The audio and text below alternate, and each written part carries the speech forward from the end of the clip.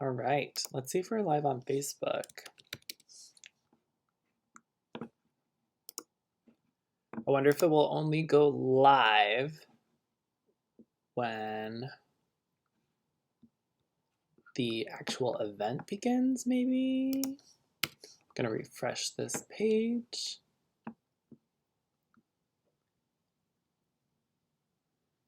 Looks like we're not live on Facebook.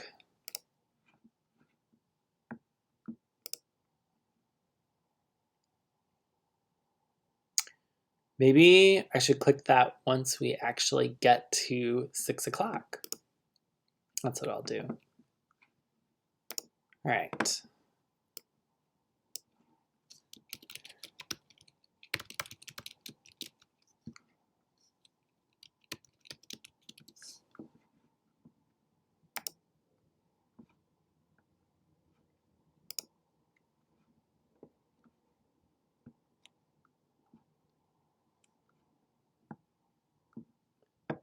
Billy! What's up? How are you? Pretty good. How are you? So good. He's eating dinner. Is it hat day? It must be hat day. How's life treating you? I'm, just trying to count all the blessings. It's so easy to focus on negative stuff at times in the world, but there's so much beauty. That's real. Do you think that I should go live on Facebook now, or should I wait till 6? Well, I don't know. Is the star of our show among us? Ms. Donata? Yeah, good call. Maybe we'll wait for Donata to make that decision. Yeah, how are you doing? I'm so good navigating this whole Zoom adventure. Great. So we'll have to bear with me. I wonder. So I messaged in the chat if Megan could hear me. You were able to unmute yourself, correct? I was, if you were asking me, or yes, sorry, Billy. I was asking me or my, yes. Okay, good. That's good. So that means people can unmute themselves. Hey, Allison. But they don't need to if they don't want to as well. Hey. How are you? Good. We're just finishing up dinner and running around, so. Oh, hi, friend. How are you? Good. How you guys doing? So good. Life is so great. This is it. This is like the movement. Hazel, you want to say hi? Another joining us here. Is it your baby? Hi. How are you? Good. How was school? Sister, Ida. She's real all about introducing her sister all the time. Oh my gosh. I love it. That's so fun. So, yeah, that's why I have my camera on, so we're being ridiculous. Love it. I'm thinking we're going to wait for Donata, and then we're going to go live on Facebook. Mm-hmm. Oh my gosh, I'm so excited for tonight. Literally been looking forward to this the entire week long. It's going to feel so good when we successfully, here's Donata, accomplish. Donata! Hey! How are you? Good. Just had some eggs for dinner. Yes! Cluck, cluck! Oh my gosh, so fun. I think I'm going to go live on Facebook now. Okay. We're like 4 minutes out. This is my husband, Hans. Hans! How's it going? Good. How are you? Just slinging eggs for dinner. Slanging some egg. All right, we are headed into Facebook Live now. I feel like it's like Star Trek, like hyperdrive. Full thrusters. Hopefully my internet can take it. right, I'm back in Zoom. We'll wait for some more people to come on. I feel like we should wait at least until 6. Yeah, probably. I know we're very punctual, but... Ooh, there's multiple people who need to get in. Oh, sorry, my bad. I was gonna say, should we bring one of our chickens in the house? That's so horrible. That would be so cute. That'd be so Definitely fun to bring fun. your chickens in. We have a husky that might not work well Yeah, with. she will eat them. Yeah. Oh my gosh, yeah, that wouldn't be great. Can you imagine live on okay. Facebook? Just like husky mouse chicken. Multiple people are super traumatized. Ooh, that'd be bad. Nobody ever keeps chickens again. All of DuPage banned. Everything backfires. Oh my gosh, Tina Tyson Dunn's here. It's like a who's who. Sanjay Lucas. So, Andrew, I think this is the first time I've met you. Oh my gosh, that's crazy. It's seriously with like internet world, it just feels like I've known you for so long now. Exactly. Yes, I have so many more friends than I've actually met in person. Oh my so. gosh. Yeah, and to be compounded with COVID. Holy cow. Zoom will never go away, though, I don't think. No, yeah, it's here to stay. People are excited about it. I've found that it's very convenient to keep in touch with people through video chats. Oh yeah. For sure. Especially if you want to keep in touch with people from like other states or cities and stuff where you normally, you Or know, take countries. hours. Yeah, or countries would take Mm. hours to meet up. You can kind of see each other. It's pretty nice. It is so nice. I feel like I'm gonna be so awkward when I meet people physically like soon. Like yeah, I'm it's gonna be so weird. So weird. It's gonna be bad. Oh my gosh. When we're all vaccinated up, David's here. Oop, Diane's phone's here. Not sure which Diane we have. Martin Dunn, welcome. Sanjay, welcome. Wendy, welcome. Mm-hmm. Stephanie Quirk, welcome. Oh, Tina.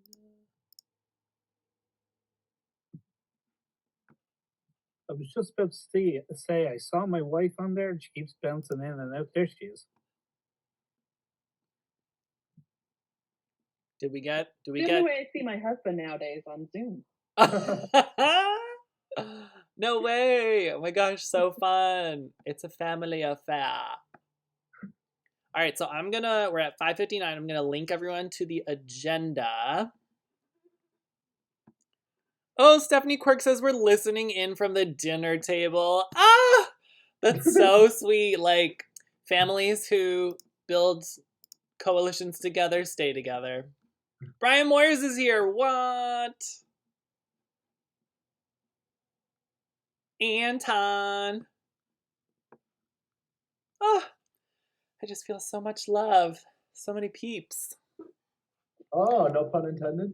Oh my gosh! I literally walked into that one. I did not intend for that pun. That is so good. So many peeps. What up, peeps? Okay, so we're at 6. Welcome, welcome. Thank you all so much for... Whoa! Martin Dunn had it on hand. Prepped for this meeting. Welcome, welcome. Thank you so much, everyone, for being here. My name is Andrew Van Gorp. I am the organizer for the DOFS project. DOFS is an acronym that stands for DuPagers Organized for Sustainability. So I'm going to turn to the agenda here, and I think that I will share my screen. Let's see if I can do this. David, I'm going to be relying on you to admit people as they come in. So yeah, here's our agenda. The name of this meeting is DuPage Henkeeping 101, and we're right on time at 6 p.m.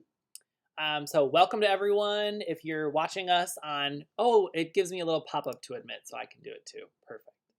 If you're watching on Facebook Live, we do have our Zoom link in the agenda.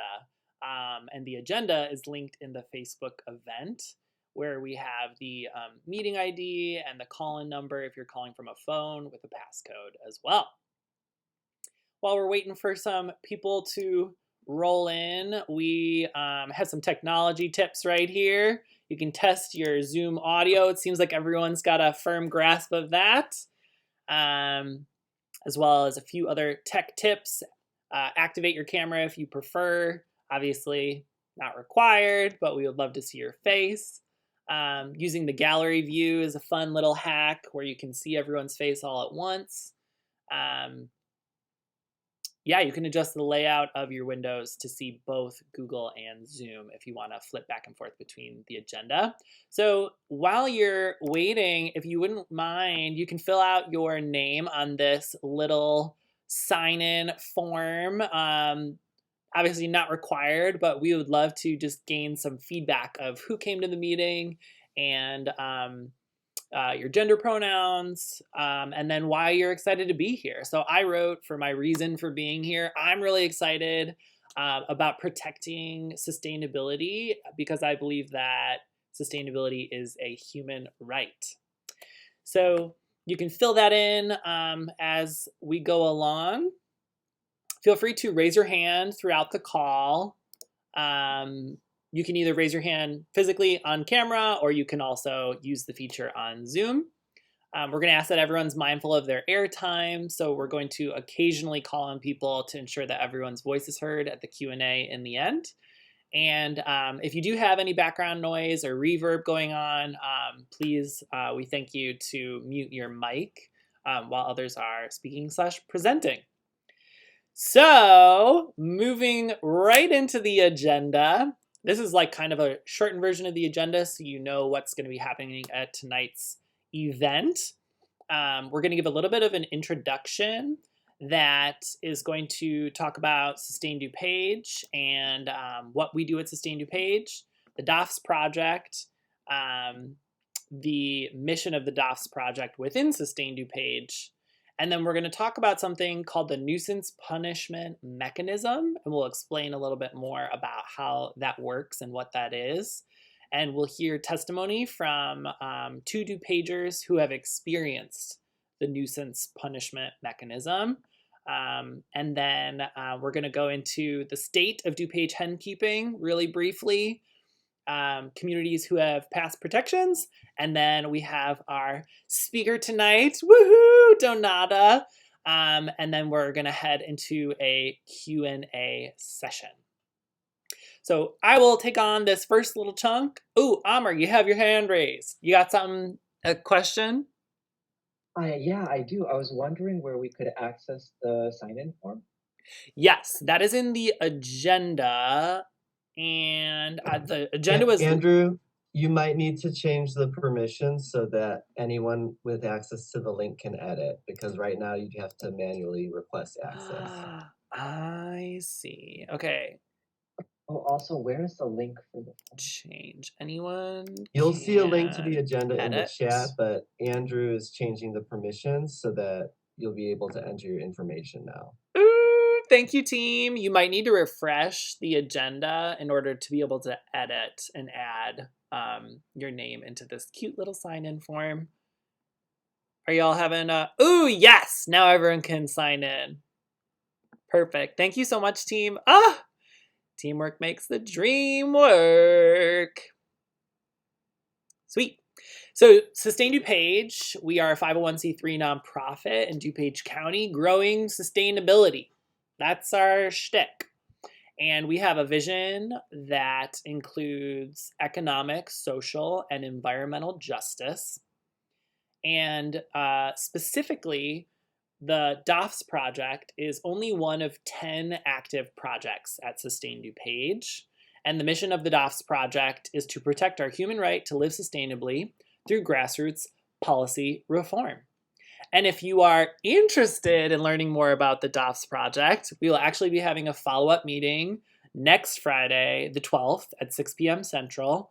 And if you're excited about policy, you're just kind of consider yourself a policy nerd, we definitely invite you and encourage you to come. Or if you just kind of want to explore the landscape and meet some people who are really excited about policy, that's also welcome as well. So we're going to talk a little bit about hen keeping tonight. And one thing that you must address when discussing any kind of policy within DuPage County specifically is the nuisance punishment mechanism. So we have this cute little comic here with DuPagers on the sleeve of a wrist that is getting slapped. So throughout DuPage County, a lot of sustainability practices are not protected in writing. And anyone who's heard the phrase, make sure you get it in writing, knows that if it's not written down in our culture, it's as good as non-existent. So a lot of communities not only don't protect hen keeping, they also sometimes ban hen keeping, which can be a surprise or a shock to some people. When it's unprotected in writing, what happens is people will go through the process of investing in this fun, family-friendly activity. They buy the chicken coop, they buy the hens, all of the equipment that goes along with it. And then if a neighbor complains, it sets off the nuisance punishment mechanism with the local municipality. So municipalities are by no means policing their communities, but when a neighbor complains, then it sets off this mechanism, which ends up resulting in some problems, as you will hear in this short, quick, cute little video. Well, maybe not short. It's like about 10 minutes long, and we're gonna hear from both Jacob Cinnamon Murphy and Melanie Grusenmeyer.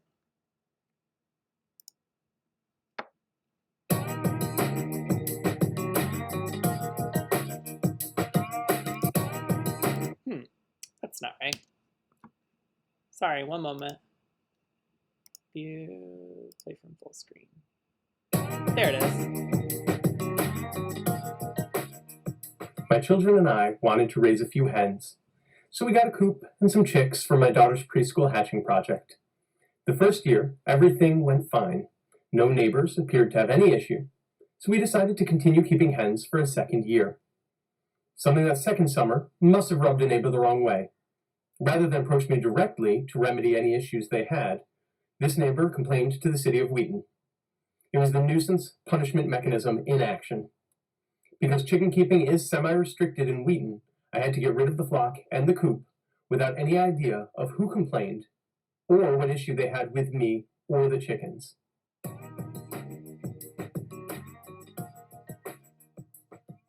Hi, my name is Melanie Grusenmeyer, and I live in North Wheaton in Unincorporated. And about 5 years ago, my family and I decided to get chickens. Ton of people in our neighborhood have them. We have a big organic garden. We believe really strongly in teaching our kids about where their food comes from. And they were pretty little at the time. My youngest was 1 and the oldest was probably 5. We have 3 kids. And we just like to involve them in, the gardening process. And we were excited to involve them in the hen keeping process. As I said, a ton of people in our neighborhood in Unincorporated Wheaton have them. We were under the impression that we are allowed to have them based on the fact that a ton of our neighbors do, and the way the code was written at the time really didn't make it clear that they weren't allowed. So we got them. And then about 6 months into having them, after they really had become part of our family, we got a notice from the county that a neighbor had complained and that we weren't allowed to have them, and we had to get rid of them immediately. We were shocked. We had no idea that they weren't allowed. Turns out the way the code is written is such that if they don't specifically say that you're allowed to have something. Okay, sorry, I got interrupted in my last video.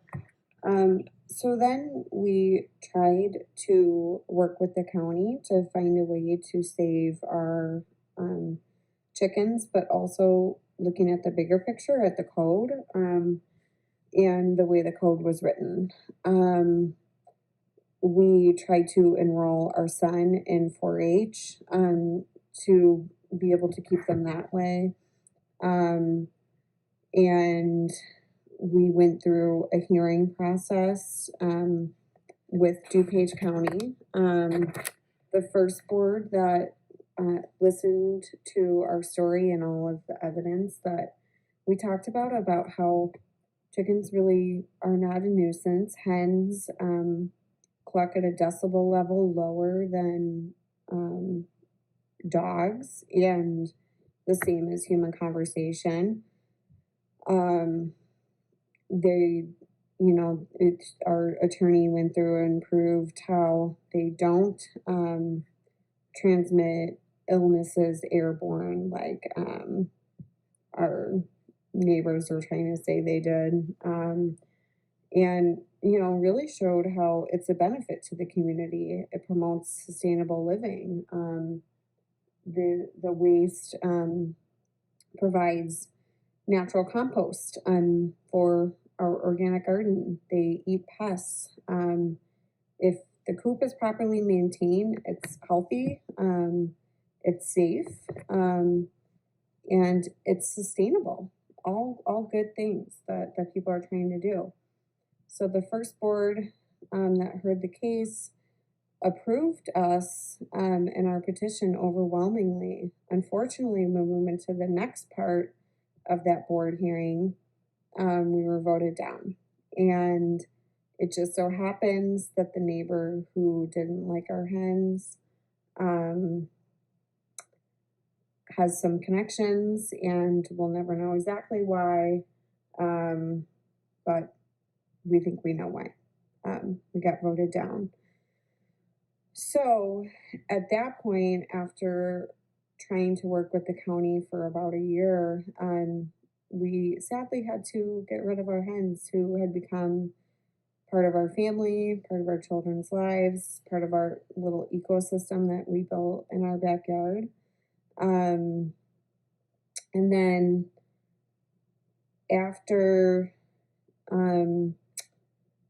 the DuPage County elections last November, when more Democrats were voted onto the DuPage County board, is when we were able to get this issue some traction at the bigger picture of the county-wide zoning code, and not just for our individual situation. Now, I don't think hens need to be a partisan issue. I don't know why. Prior to this last vote, it was only Democrats that supported hen keeping and Republicans did not, for whatever reason.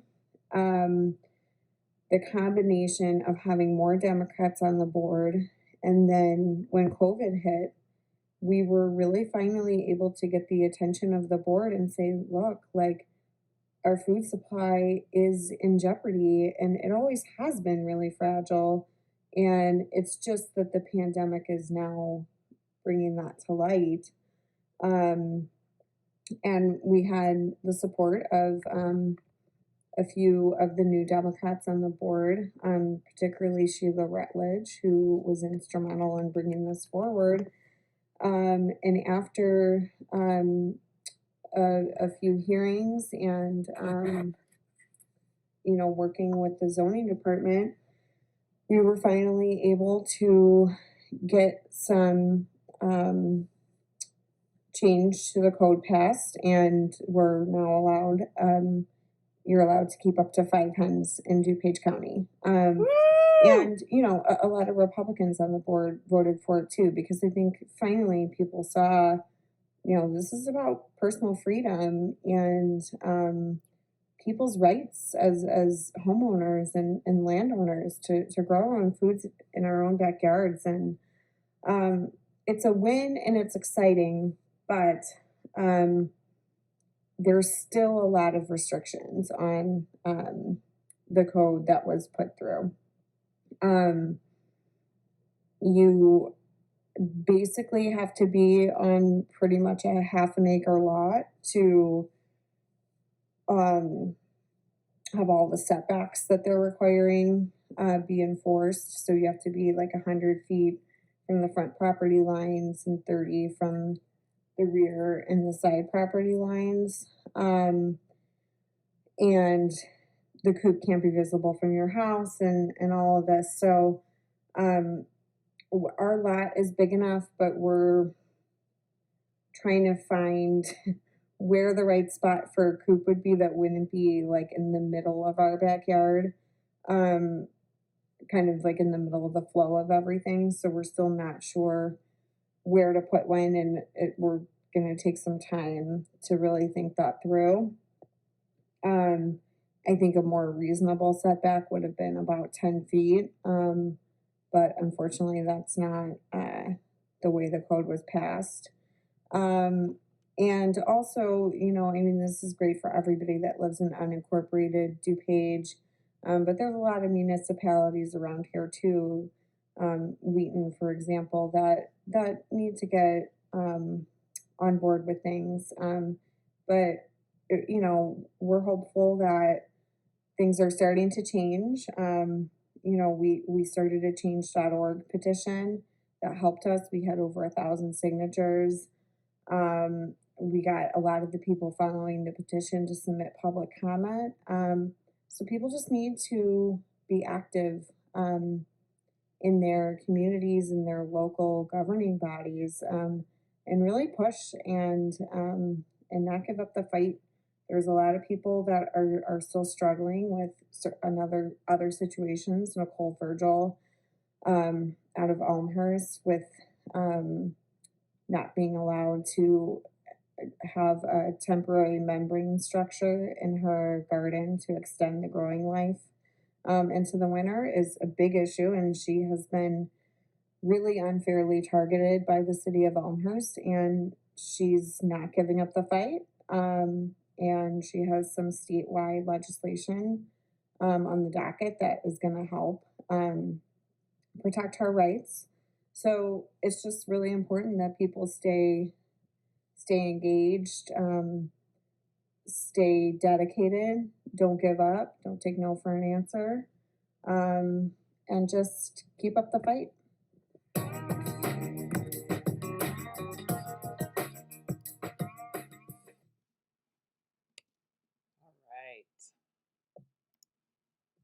So that's the nuisance punishment mechanism, where it's not necessarily banned in some places. People invest in the infrastructure, and then the city has to investigate when there is a nuisance complaint, and eventually, usually people are forced to get rid of their hens. And what can be done? We can organize. So the DuPagers Organized for Sustainability is really excited about history, because history has proven time and time again when people work together, we can accomplish anything. And so we have a 3-phase strategic plan for DuPage County with 22 different policy initiatives that are focused on various reforms, henkeeping being one of them. So we want to get people organized to create maps of DuPage County that show where sustainable policy is either banned or protected, or unprotected and unprotected. We want to draft an ordinance template, which Donata and Billy, who are 2 lawyers on the call tonight, helped draft for our henkeeping. We have a model ordinance template that is available to all of DuPage County, open source. If you are excited about passing legislation in your community, please reach out to myself or basically any volunteer with Sustain DuPage, our Facebook page. we'd love to collaborate with you to pass this ordinance countywide, or support you in passing this ordinance countywide. And that's kind of where we're at now in phase 3 with Henkeeping is mobilizing. So next Friday at 6 p.m., be there, be square if you'd like to join DOFS. And now we are going to head over to the chunk of tonight that is our heartiest, most delicious chunk is the Henkeeping PowerPoint. And I have it open here. Awesome. Donata, do you want me to share the slides, or do you want to just keep it like this? Ooh, it would be better if you shared the slides because then I can keep screen sharing. Awesome. So let me. Can you give me permission, please? Yes, I will stop sharing, and then I will say, maybe I'll say make co-host. Will that be enough? You should do it. All right, try to be on this. Will that let you share? Yes. Thank you, everyone, for your patience. Ooh, Connie Schmidt's here. All right, so let's see. Perfect. All right. So can everybody see it well? Thumbs up. All right. Sorry, Andrew, you were saying something before I rudely interrupted. Okay, you're good? Awesome. All right, so hi, everybody. My name is Donata, as Andrew said, and this is my husband, Hans. We're both DuPage residents. We're in an unincorporated area next to Klein Creek Farms, if anybody knows where that is. And we have 2 chickens, and we were part of the same mechanism. So when we moved here, we thought, I don't know, like I live in America, I can just keep chickens and do whatever I want on my land, right? Well, it turns out that wasn't the case. And one of our neighbors complained, and we got in trouble with DuPage County, and someone posted about Sustain DuPage on Facebook. And that's how I met Andrew, and we kind of organized, and now we can keep our chickens. So Patricia and Costa are happy chicks, and they love their life here. And I'm hoping that through Sustain DuPage, more people can experience the joy of keeping chickens. And as Andrew said, I'm a lawyer, so you're going to have a lawyer explain to you about keeping chickens, but I'll do my best. And Hans and I both work at a software company together. So, and we've been married for about 5 months now. Yeah. Yeah. So we had a Zoom wedding, which is awesome. We did. So yeah. So the point of today's presentation is to kind of give you a good overview of what you need to know to keep chickens. So as more areas in DuPage allow you to keep chickens, you know, people have a lot of questions about what is it like and what I need to do. And there's some things that you need to do that are not necessarily really intuitive. So we're going to kind of give you a good broad overview of what you need to know to keep hens. So the things we're going to talk about today is why keeping hens is great, ordinances and requirements, choosing the right breeds, raising baby chicks, feeding your chickens, chicken coops, predators, cleanliness, and health. And I know that's quite a bit to discuss, but if you miss anything, we have a Sustain DuPage guide to hen keeping, and you can find that on Sustain DuPage's website. So you can, reference back there for any questions that you have. So maybe I'll put Hans on the spot. Why should you keep hens? I have the whole slide here. You just told me to sit here and look pretty. I never said that. I know, no one has ever said that. I don't think that's a standard that you can meet. All right. So, why keep hens? We have fresh eggs. We just had eggs for dinner because I was going to the grocery store and we didn't have anything for a quick meal. So I made some eggs with some potatoes. It was pretty easy. I will tell you, coming from, Chicago, downtown Chicago, where I used to live, to like going outside and just plucking some eggs out of a nest, it's a pretty gnarly experience. I know for tens of thousands of years that was natural, or I don't know, 1,000 years, however long it was natural, but it's pretty wild. So I love it. Every single day I get at least one. So the ability to teach your family where food comes from, for the last couple of years, I've completely changed my diet just based on not knowing where my food came from. And that's led me down a lot of interesting paths, but getting chickens was one of them because I wanted to start eating eggs again. And, there's something special about eggs that you have that how these chickens were treated, how these eggs were laid from what food and all that. And that's very different than when you're paying like 69 cents for 2 dozen eggs from Walmart. I can't imagine where that comes from. And home eggs taste a lot better too. I personally think that's mental. I think that's like a, what do you call it, psychological or whatever? I don't know, because they're a lot more firm. The egg shell is definitely more firm. Yeah. Yes. So reduction in bugs, yeah, that is very true. Yeah, these chickens love to eat bugs. They like scratch. They like do this thing where they like kind of move their front paw really fast. Front claw, front talons. I don't know. This is already going downhill so fast. And they go around searching for bugs. I will note that if you have like mulch and under your mulch you have that stuff that prevents weeds from coming through the mulch, be careful because like chicken claws will just like rip through that stuff. So that's one thing to keep in mind. Natural fertilizer, yeah, no kidding. There is a lot of droppings with chickens. So make sure you have a nice open area.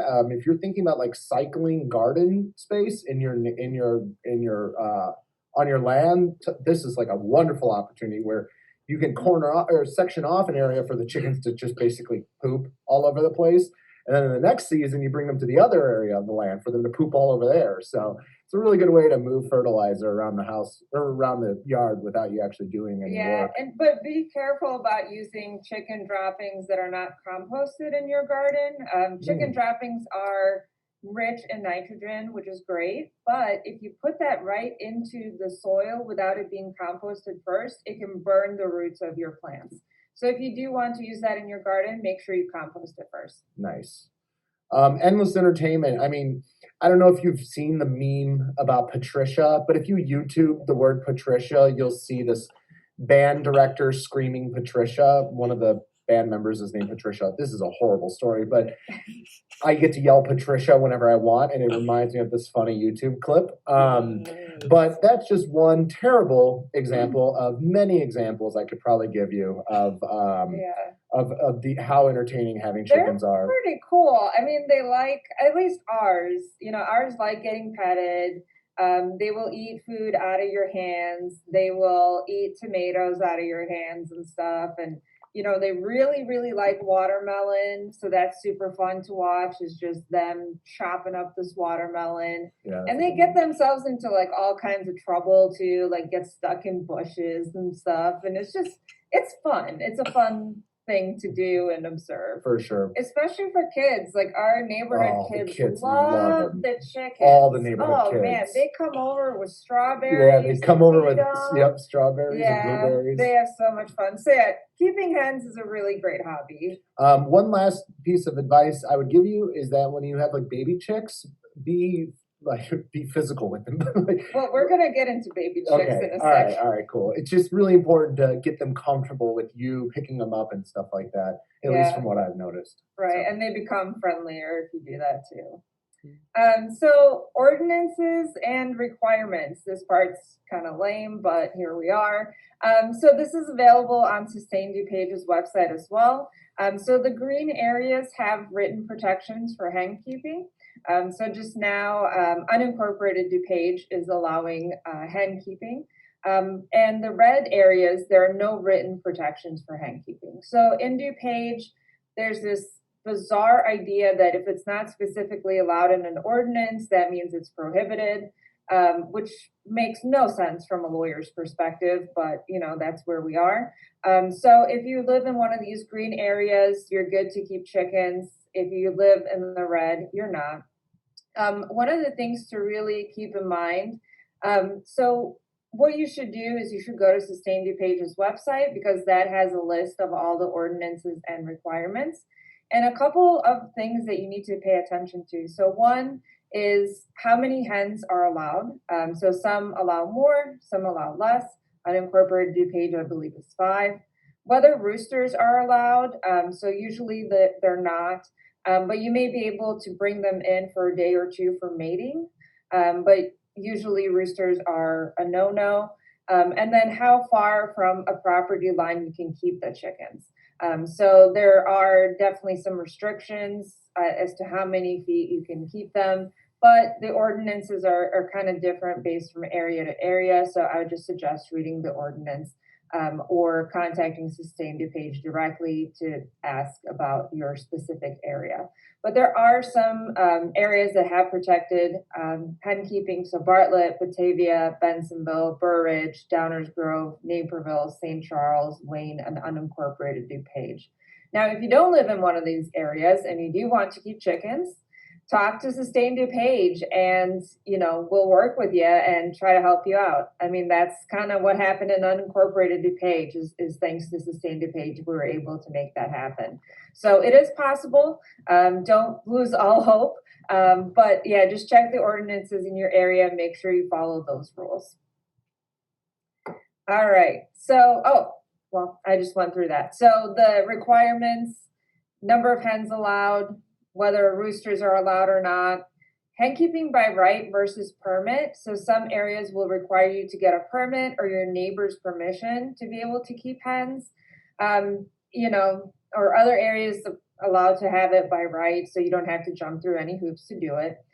Zoning limitations and then free range limitations. So, it depends on the ordinance, but you might be allowed to let them roam in a specific area, or they might have to be fenced in. So those are the things to keep in mind. Now, let's talk about choosing the right breed for you. There are literally thousands of chicken breeds, like thousands. I didn't know. Yeah, there's a lot because chickens have been kept for like an eternity now. I didn't know there's thousands of breeds. That's pretty crazy. Yeah, there's a ton. But so kind of going through that entire list, and what you really need to pay attention to so you don't kind of get overwhelmed by it is a couple different factors. So climate, obviously we all live in the same climate in DuPage, cold winters, semi-hot summers, but not that bad. The size of your yard, some chickens need more room than others. So some might want more room to run around, others might be a little bit more in one place. Are you trying to keep your chickens for eggs or meat? Some breeds are better for meat, others are better for eggs. And then friendliness. So some chicken breeds are a lot or somewhat more friendly than others. And you can definitely train them and kind of make them friendlier. So as Hans said, if you handle them a lot, especially as baby chicks, you'll kind of get a more friendly chicken. So some people keep chickens for eggs, some people keep them for meat, others keep them as pets. It's just kind of up to you to determine what you need. But there are a couple breeds that are specifically suited for our climate. So one is Rhode Island Reds. They're great egg producers. They lay about 280 eggs per year. Hens usually start laying eggs around 18 to 20 weeks old, with some laying as early as 16 weeks. The eggs are medium to large in size and light brown in color. And they usually have a good, curious disposition and are friendly. I feel like a lot of henkeeping websites say they're all friendly, so I don't know how much I trust that description, but they say that they're friendly. Plymouth Rocks, that's actually the ones that we have, which are awesome. Those are actually our favorites. So they weigh about 7 pounds and they produce an average of 200 large brown eggs per year. They're pretty calm and docile, and they also have a very curious disposition and appreciate the opportunity to explore and forage outside. So if you have Plymouth Rocks, you probably don't want to leave them in the coop all of the time. They want to go forage and have fun. Ours love searching for buggies, and they go in little dust areas and flap their wings and clean themselves and stuff, and they just love being outside. Another breed is Buckeye. So they're about 6.5 pounds, and they lay about 150 to 200 eggs per year. They're very active and do best when provided with a larger area to roam, forage, and explore. They actually have a reputation for catching mice. So yeah, so if you have a mouse problem, this might be the breed for you. And then Well Summer, these are kind of dual purpose. They're both egg and meat.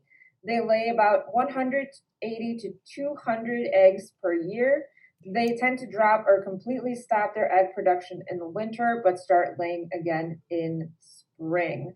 And they're said to be intelligent, calm, and friendly. So with the Plymouth Rocks, for the record, we had eggs all winter long. For the record, Slightly fewer eggs than we do in the summer, but still a very good amount. Yeah, very steady stream. And then lastly, we have Australorp.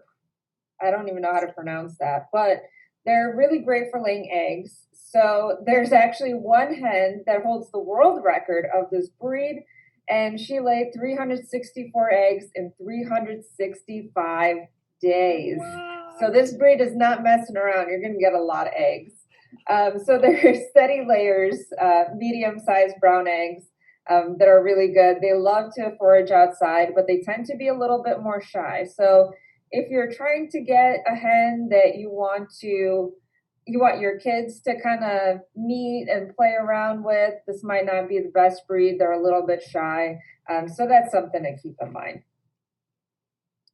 All right, so let's talk about baby chicks.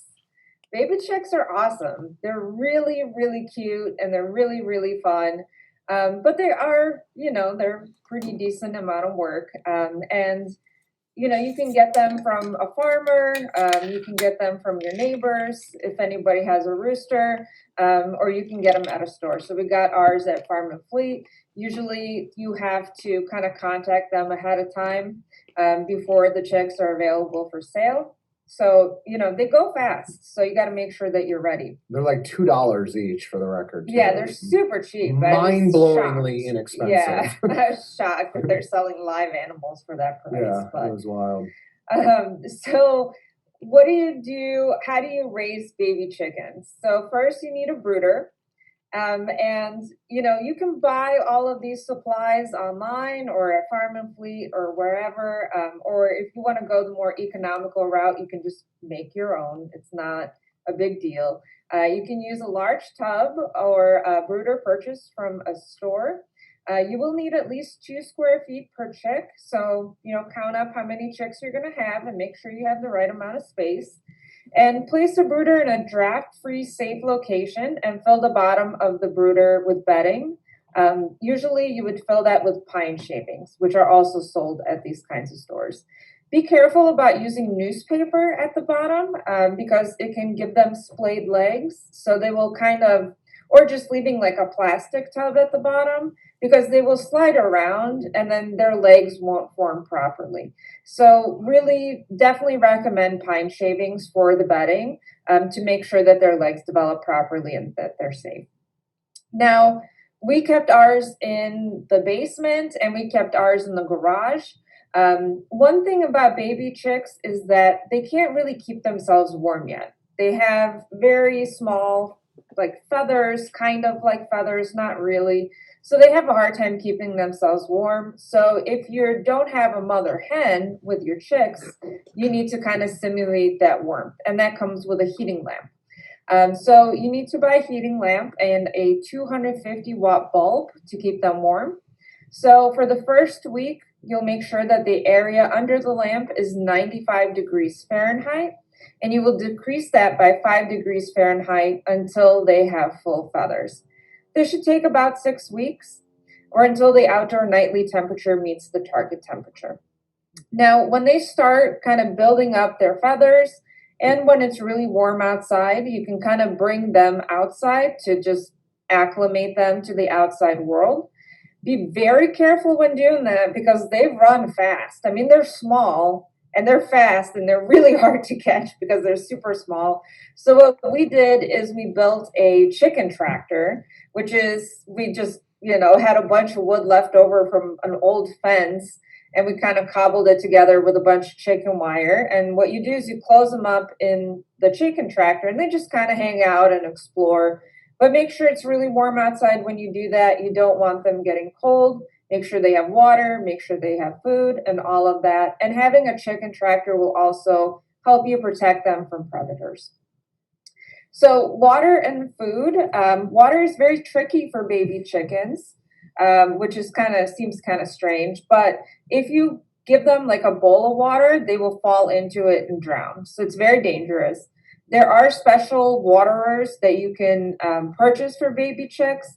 It's basically like a mason jar with a metal cup underneath, and that makes sure that they can't fall in and drown. And make sure that they have food. So baby chicks eat baby chicken feed. Make sure you're not feeding them layer feed. Layer feed is for grown chickens. Make sure you feed them chicken starter feed. And that's just like small pellets. So make sure they have constantly, they have food. So the issue too with baby chickens is that they kind of just run around the brooder and poop wherever and, do all of that. So you have to make sure to clean out the water bowl, clean out the food bowl multiple times per day, make sure that it's sanitary and clean, and make sure that they always have fresh water and fresh food. Keeping them safe. So your brooder should be tall enough where they can't climb out, especially when they're really little. When they get bigger and develop their full feathers, there's nothing you're going to be able to do about it. They're just going to get out of that brooder and poop all over your garage. Be ready for that. We have a pressure washer. Yep. And basically what we do is just pressure wash the entire garage once we're done. Once they've grown up, there's no hope. Your garage will be just a mess. It's gonna be a mess. Yeah, it is. It just is. Yeah, So but it's all good. it's cleanable though. You can Super clean it out. cleanable, Yeah, yeah. it's not that It big. doesn't really smell. It's just there. Exactly. So make sure you have some good cleaning supplies on hand. Keeping them safe though, there is a really big issue that a lot of baby chickens face, and I apologize for how disgusting this is going to be. But basically, when you bring them home from like a store or from somewhere else, they get stressed. And something happens called pasting up. So their poop gets stuck on their butt, and basically they can't defecate. And that can actually kill them. And usually this happens within the first couple of days after you bring them home. So what you need to do is, at least for the first week, you need to check their butts to make sure that there's no pasting up. And if there is, basically you just use a paper towel, wet it, and just wipe it down. Sometimes it's hard to get it out because it can dry up. So you just take tiny scissors and just clip that poop out, basically. But it's very important because if they paste up and you don't do anything about it, they can die. It's a very serious issue, and it happens a lot of times, especially when you get your chicks from a store, because it's just stressful for them coming home and stuff, and they're just in a new place, and it happens. It's natural. So make sure you clean them up. Make sure you check them at least once a day for pasting.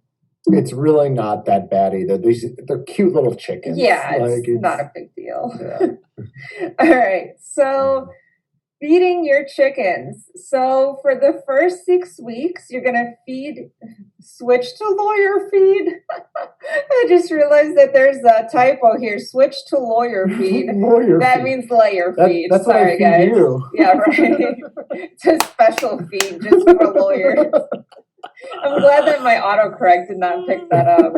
So for the first 6 weeks, you're going to feed your chicks with high quality chick starter feed, and you can buy that at any farm supply store. And then you're going to switch to lawyer feed, which is just books. No, just kidding. Then you're going to switch to layer feed, which is about 16% protein, and that will be 3 to 5% to 5% calcium. And essentially that helps them build strong eggshells. And you can also give them treats. So this is probably our favorite part of chickens is veggie scraps. Yeah. So we cook a lot at home and we have a lot of veggie scraps. So our chickens are constantly getting like a whole bunch of veggie scraps. And they really like bananas, grapes. They love tomatoes. Tomatoes are like, and bread. oh yeah. Cheap is bread great. too. I randomly bought a cheap loaf of bread and they downed it. So yeah, bread is great. Yeah, Very much appreciated. yeah, strawberries, anything that's red, they really like red colored foods, which is strange, but that's what they like. Watermelon, oh man, if you just chop a watermelon in half and then just leave it outside for them, they will go to town. And some people freeze the watermelon when it's really hot in the summer because it helps them hydrate too. If you're growing watermelon in your garden, I do have to caution you, the chickens will eat it unless you put like a little mesh around it. So if you're into growing watermelon and don't want the chickens to get it, you know, kind of try to save that. Popcorn, they love popcorn. Cherries, especially if you get the little pit out. Again, red foods, they go crazy for it. Now, there are some foods that are dangerous for your chickens that you cannot feed them. So basically, any scraps that are oily, salted, or sugary, you want to make sure that you don't give them that because it will mess with their stomachs. It could get them dehydrated. So don't give them dried or raw beans. That's not good for them. The pit or skin of an avocado is dangerous. Green potatoes, chocolate, rhubarb, and green tomatoes.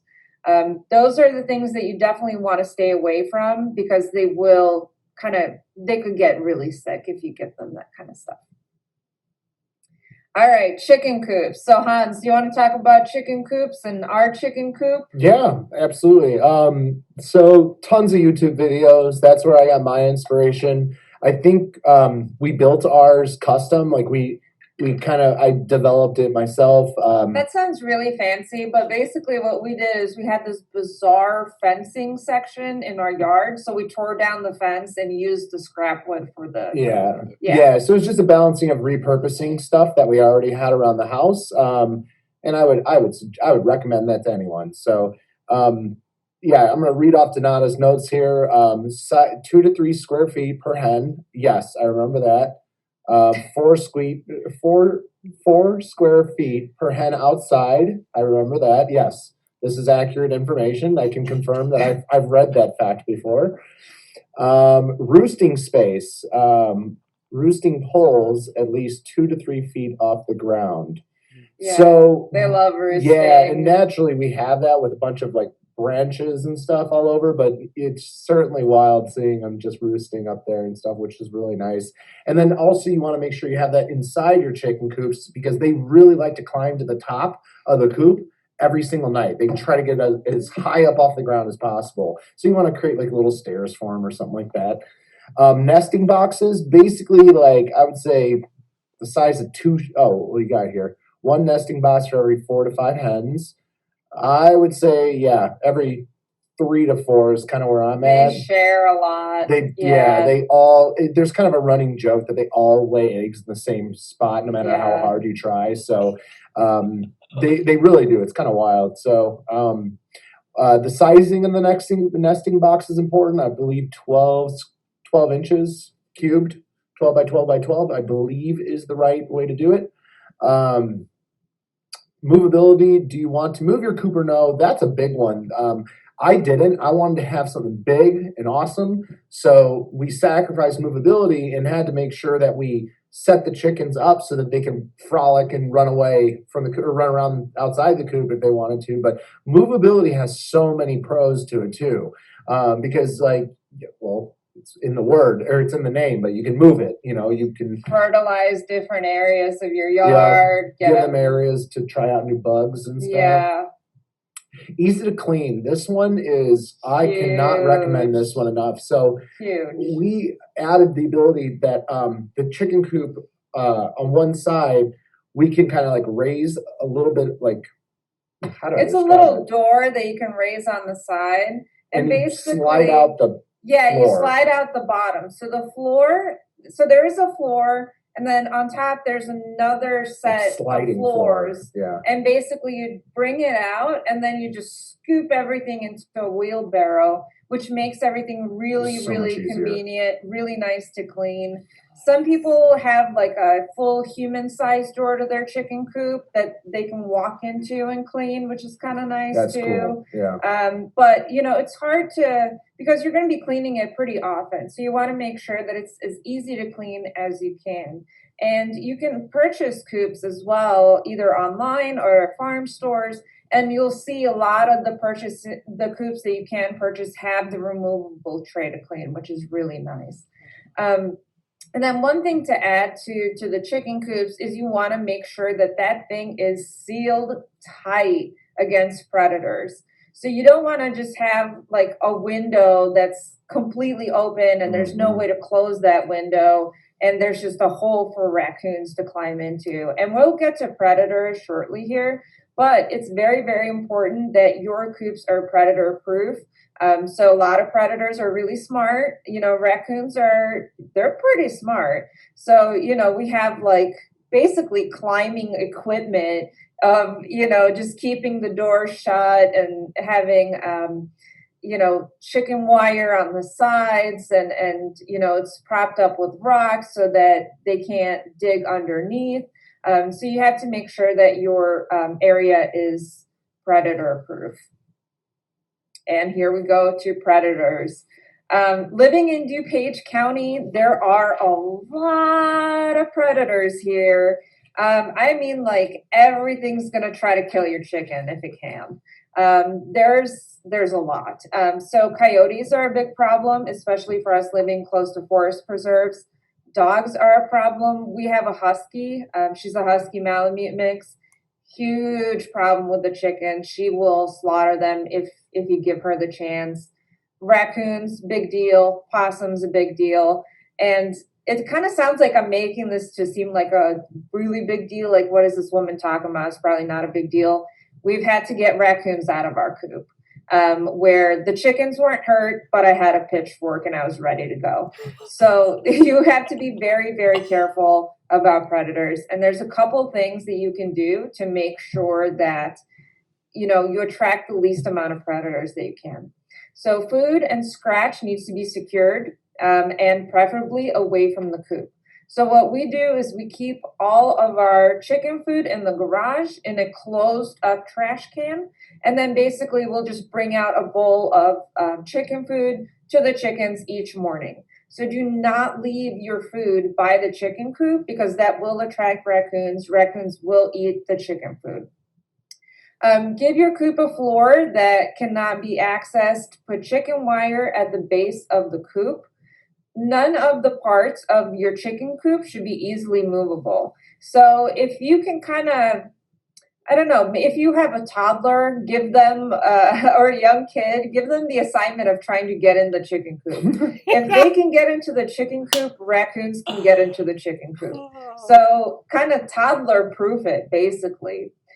Give your coop a higher latch. So your latch should not be at the bottom because that will make it very easy for raccoons to get in.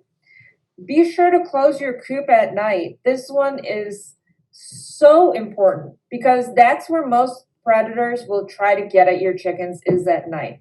So every single night you have to make sure to close your chickens up before it gets dark. And what we have is we have this heavy door that's with a pulley system. So basically you pull the door up in the morning to let them out. And then at night you pull the door down and secure it and then nothing can get in. If you're allowing your chickens to go outside, make your run out of chicken wire so that they have a place to be safe. And make sure that they also have a place to hide. So if you have a chicken run, you know, maybe put a little bush in there so that they can hide there from predators. And it makes them feel better as well. And make sure you have fencing around your coop. You can also wire your fence with electric wire. So that's very helpful for predators. Big time. Yeah, and be vigilant about coop maintenance. So if your coop smells bad, if there's food that's just laying around and all of that, that's going to attract predators. I do have a special secret tip for y'all, which is a little bit gross, But Farm and Fleet sells Coyote Urine, and it works like a charm. Like Coyote Urine, I can't speak highly enough about it. 5 out of 5 stars, would buy again. It's amazing. And basically what you do is you just spray it. It comes in a little spray bottle. So you just spray it around the coop. And then, you know, after it rains and stuff, you spray it again. But it helps deter predators from coming in. If you have dogs, be careful. Some dogs are okay with chickens. They're even protective of chickens. They like them. Other dogs will chew them up right away. It just depends on the breed. So the breeds that have a higher prey drive, like our Husky Malamute, are, you know, nowhere near the chickens. And people will try to train their dogs, so you can try to kind of safely train them. So, you know, maybe they're separated by a fence or something, and kind of show the chicken to the dog and, you know, make sure you hold them. We haven't had much luck with that. It just really depends on the breed. Some breeds just aren't trainable. So, you know, be very careful about your dogs. So if you have the chicken coop outside in your backyard and your dogs go out there and they're not okay with the chickens, make sure that your chickens are protected from the dog as well. All right, cleanliness. That's one of the chores that comes with chicken keeping. So you want to make sure that your coop is clean. Chickens like things clean, just like any other animal. And yeah, I like to think that they notice, but who knows? But you do want to keep them clean. It helps to reduce disease, and it just kind of makes it more pleasant for you to go in there and get your eggs. So how often you clean the coop really depends on how many chickens you have. If you have more, you'll clean it more often. If you have less, you'll clean it less often. So you need to make sure that you're having your chicken coop cleaning clothes on. Don't wear your fancy clothes, wear your gross clothes. Make sure that you're, you know, washing your clothes afterwards as well. Make sure that you wash your hands, that you, before and after handling the chickens.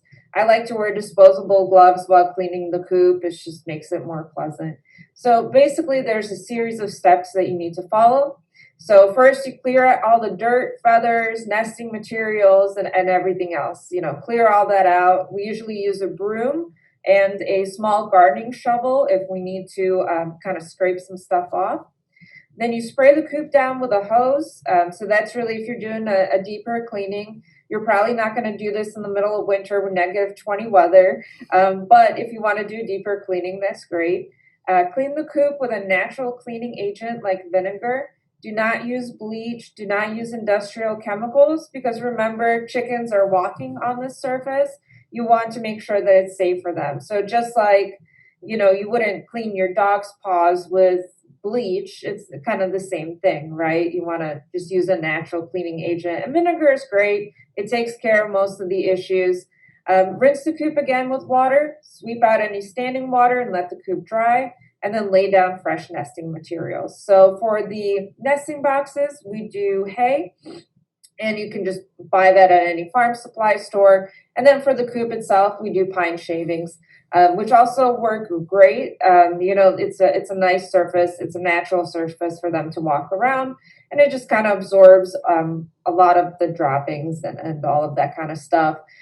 Chickens love to spill things and stand in their food and all of that. So make sure you're cleaning out their water bowls. Make sure you're cleaning out their food bowls as well. And then health. So chickens can get diseases just like any other animal.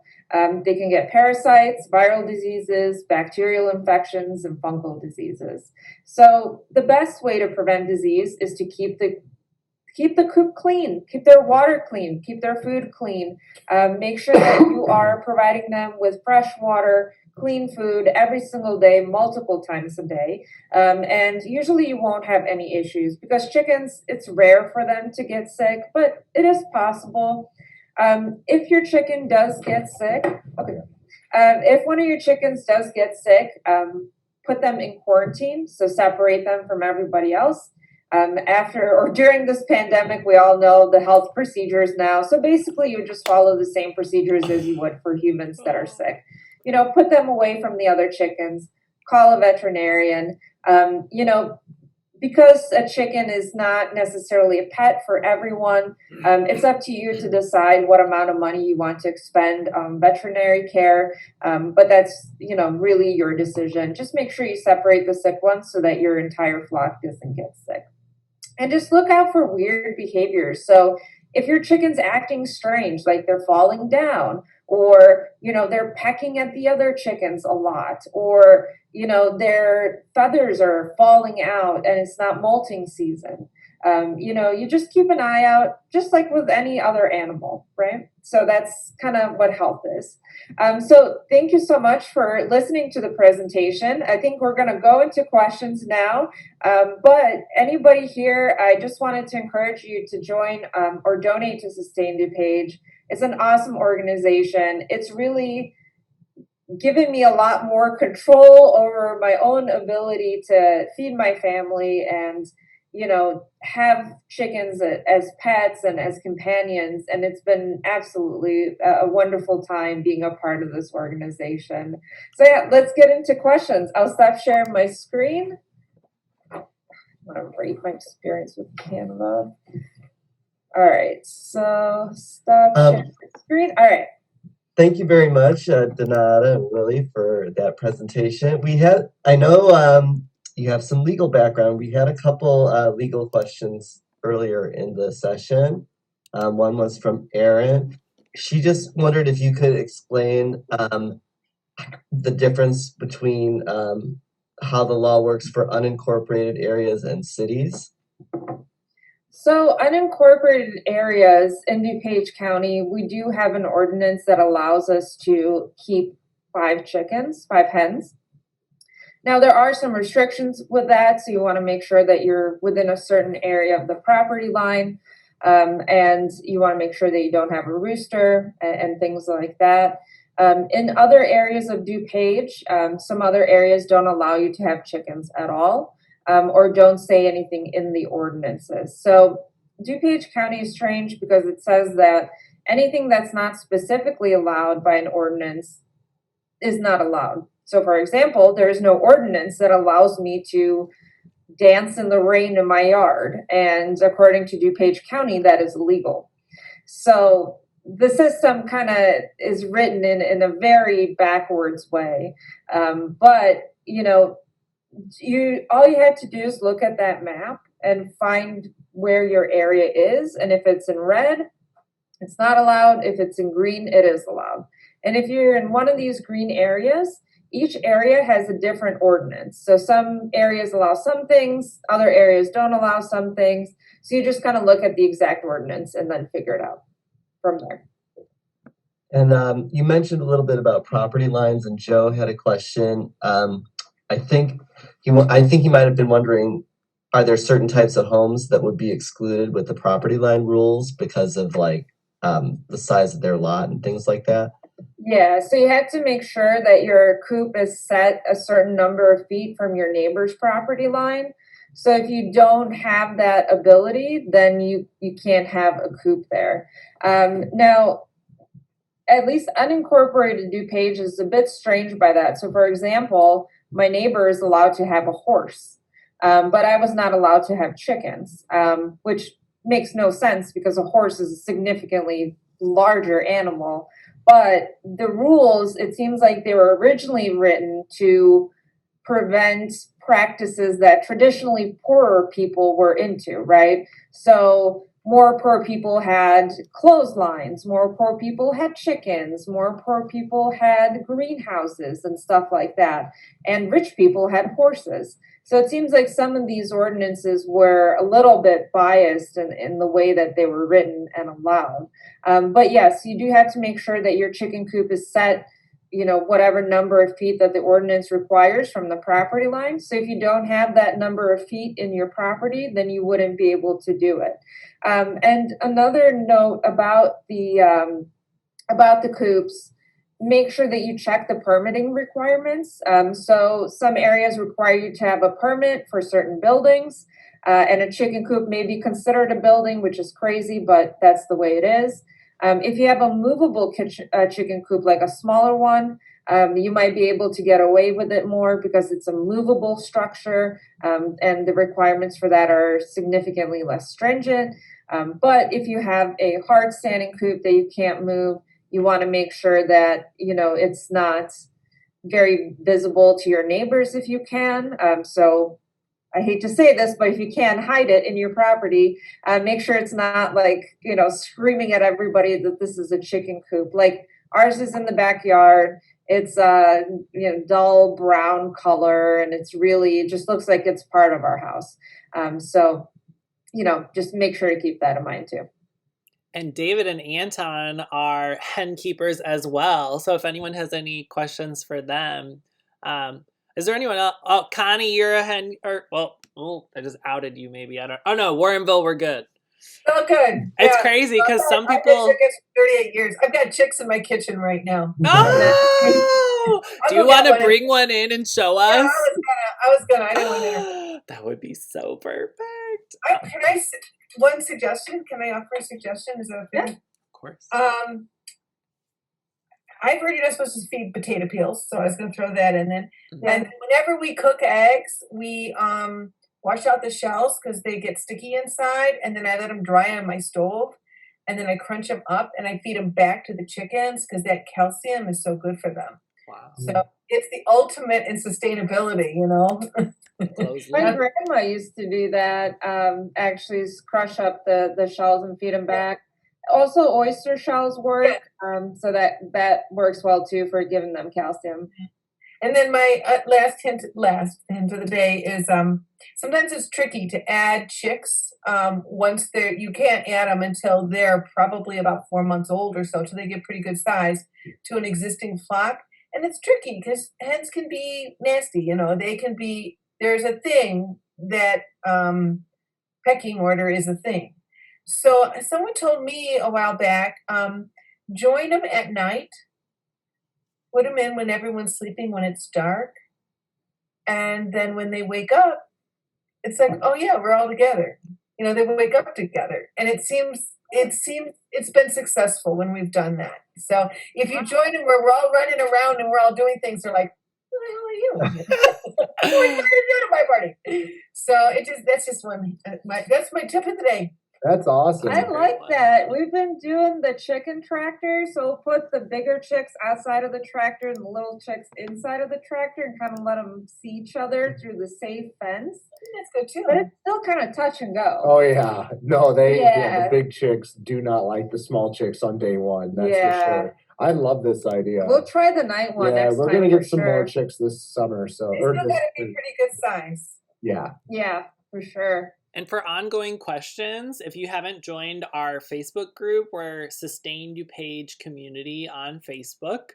So if you ever have any questions about hen keeping in DuPage County, as you can see, a lot of our community are hen keepers, and they're willing and actually kind of excited to share what they know about this really positive, sustainable, healthy, amazing practice of sustainability in DuPage County. And like Donata said, if you'd like to make a donation to Sustain DuPage, if you support Sustain DuPage, we are a nonprofit, very grassroots. We are all volunteers. So if this was valuable to you, you can definitely check out sustaindupage.com, and we have a donate function there. Does anyone have any more questions? I do see a couple here in the chat. Oh. So first, congratulations to Sarah Johnson, who just picked up her girls this morning. Oh, nice. Very exciting. Allison asked, is there a link to the unincorporated DuPage chicken ordinance? Yes, that's on the Sustain DuPage website. You can find all of the ordinances there. If someone could pop in a link maybe to share with everyone, that'd be great. And then Connie said, dig that chicken wire about 8 inches, and even if something tried to get in, they would be discouraged. Very great idea. Oh, baby chickens are happening. Oh, I need to pin this video. My heart. Oh. Keep them there. I gotta get a photo. And if you have babies. If you have friends too who missed this event, another thing I forgot to say is we will be posting it across our social media, this video, so you can also send it in a message to friends who you think might be interested. We really rely on all of you to help us get the word out about Sustain DuPage. So that's we need to go to Farm and Fleet like tonight and get some baby chicks. Chickies! Allison asked, might you be willing to share the full list you've covered? Yes. So on Sustain DuPage's website, you can find the Sustain DuPage Guide to Henkeeping. So all of this information and more is over there. And then I think are coyotes ever a concern? Yes, absolutely. Especially if you live closer to the forest preserves. So we live kind of in the middle of the neighborhood, so we're safer from coyotes, but we still have raccoons and all of those. People who live closer to the forest preserve or to the prairie path do have coyotes coming in. So basically you just follow the same steps, right? No food out, everything's locked down tight, you lock them up at night, all of that, and we have large dogs, so when we've had raccoons trying to break into the coop, we just let the dogs out and they kind of take care of business. But if you don't have a dog, get a pan, get a trash can lid, and just go. I've done that before, so you can too. Hawks and eagles. Hawks are a big problem, which is why the wire fencing is really good. If you keep them fenced in, or making sure that there's bushes around so they can hide. Does Bobcat urine help to keep the coyotes away? I don't know. I haven't tried Bobcat urine. Yeah, no. Maybe I'll branch out. That does sound interesting. So I think I put a pond net over my chicken yard. Yeah, I think that would work too. Nice. I think that's kind of the main questions. Oh, do we have any battery hen rescue services in Illinois? I have not heard of any, so I'm not sure. You might want to try Google on that one. So yeah, I think that's most of the questions, Andrew. If you want to take it from here. Thank you all I would like to add one comment. Just because it was briefly touched upon that chickens can be aggressive to other chickens, especially when you're introducing babies. And a lot of that is directly related to size. So instinctively, if they see a new chicken and it is smaller than them, they will behave aggressively towards it, even if it is an adult. So, there are bantam breeds, which are very cute, but it might not be a good idea to try and mix breeds that are very different sizes when you're starting out. That is one way to curb aggression. So I just wanted to add that in there. And also trying to introduce the baby chickens to the other chickens when they're as close to being full grown as possible. And David and Anton are in Villa Park, which just passed their pilot program. So we haven't updated our map yet to reflect that Villa Park now also. This train is a runaway train, y'all. This momentum is just building and building. Everyone's excited about keeping hens in DuPage County. We all know it's really great for the planet, for our communities, for our bodies. We've been tempted to just go ahead and keep our neighbor's egg happy. Tina Tyson Dunn says, "Oh, yes. Thank you all so much for coming. We're so excited that you're excited about DuPage County and living here and being active DuPagers, being active members of this community. And this is what it looks like, is sharing resources with each other, collaborating, working together to change the world in the place where we actually have power to change the world. We live in DuPage County. We know people here. We got people that we can connect to and work with. So thank you all so much for being here. We look forward to seeing you post-COVID with more than just 10% of your face. And much love and joy to all of you. I think we can kind of call it a night. Donata and Hans, thank you so much for presenting. David and Amer, thank you so much for being fielders of messages. Wendy Montalbano, I want to know if you're famous Montalbano Farms bean order on Eat Local DuPage. Are you related to the farm? We can sidebar on that if you want. Thank you all so much for coming and have a great night. Should we call it? Call it. Guys. All right. Bye, everyone. Happy Friday. Bye.